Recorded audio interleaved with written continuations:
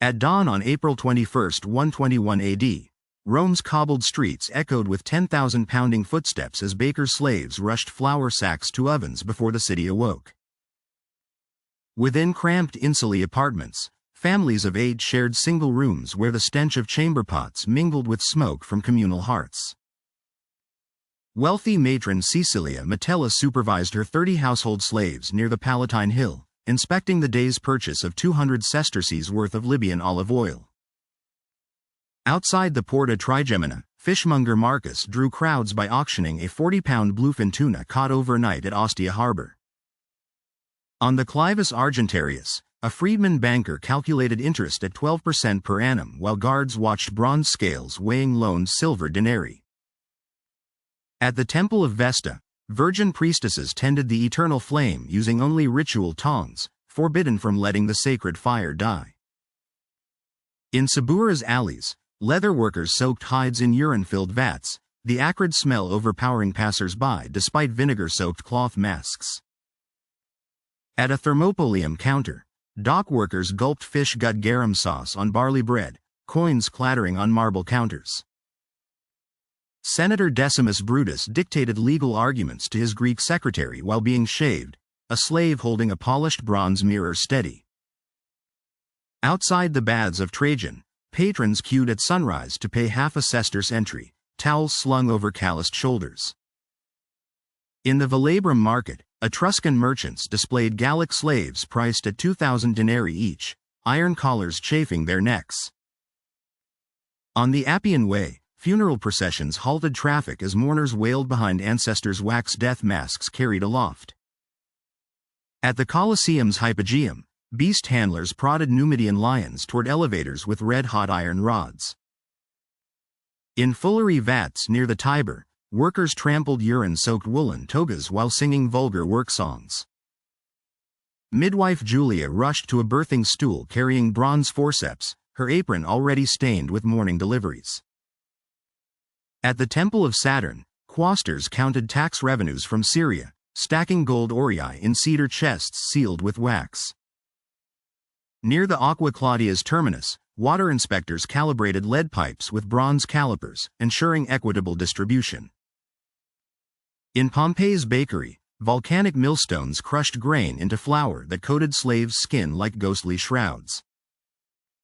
At the Campus Martius, young nobles practiced javelin throws while tutors recited Virgil's Aeneid verses. During the 9th hour, patrons flooded tabernae where heated wine infused with honey and saffron steamed in clay cups. At Ostia's granaries, Egyptian grain ships unloaded 1,000 modi daily, measured by state slaves with bronze scoops. In the Ludus Magnus, gladiator Spartacus trained with weighted wooden swords, sweat dripping onto sand mixed with bloodstains. During Saturnalia, masters served slaves at lavish banquets where roasted peacocks glistened with quince glaze. At the Cloaca Maxima entrance, sewer workers tied ropes around waists before descending into methane-filled darkness. Near the Basilica Julia, lawyers bellowed arguments while scribes scratched wax tablets with bronze styluses. In the House of the Faun, mosaic artisans laid 2 million tesserae to depict Alexander's victory at Issus. During the Feriae Marti, farmers led lambs to slaughter while Vestals prepared sacred mola salsa salt cakes. At the Porticus Aemilia, dockworkers hauled amphorae containing 50,000 liters of Baetica olive oil. On the Via Sacra, a haruspex examined a sacrificial chicken's liver for divine marks before Senate proceedings. In tabernae bookshops, scholars debated Aristotle scrolls priced at 400 sesterces while slaves copied texts. At the baths of Caracalla, bathers scraped skin with strigils after massages, oil mixing with rosewater on marble floors. In legionary barracks near the Castra Praetoria, soldiers polished lorica segmentata armor with vinegar and chalk paste.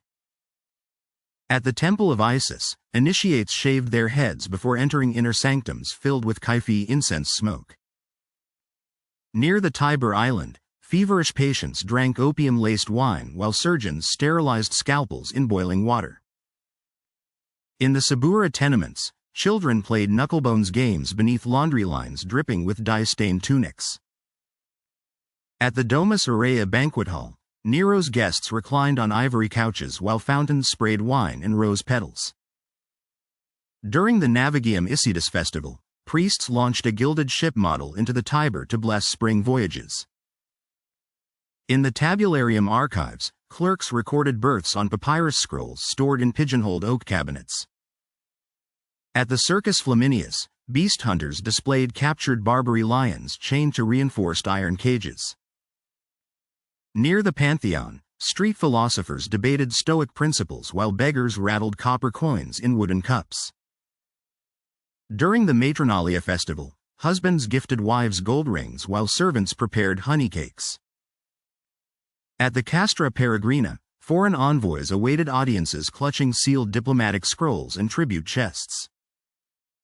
In the Forum Boreum, butchers slaughtered oxen whose blood streamed into drainage channels toward the Tiber. In the Horia Galbae warehouses, guards monitored grain stores with reed pens noting weevil infestations in ledgers. At the Temple of Castor, merchants swore binding oaths on Jupiter's altar before signing loan contracts. In the Velian Hill district, perfume makers distilled lilies in almond oil, creating scents costing 300 denarii per vial. During the Parentalia festival, families picnicked at ancestors' tombs leaving offerings of milk and salt cakes. At the Ludus Dassicus, captured warriors trained as gladiators practiced thrusts with weighted practice swords. In the Subura alleyways, rag collectors bartered for torn tunics while stray dogs gnawed discarded fish bones.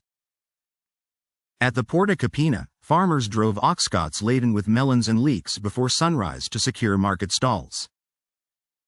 During the Vulcanalia festival, artisans threw small fish into bonfires to appease the fire god's destructive power. At the Temple of Magna Mater, galley priests gashed their arms during ecstatic dances to drum rhythms. In the Tullianum dungeon, condemned prisoners awaited execution in darkness, ankle chains chafing against damp stone.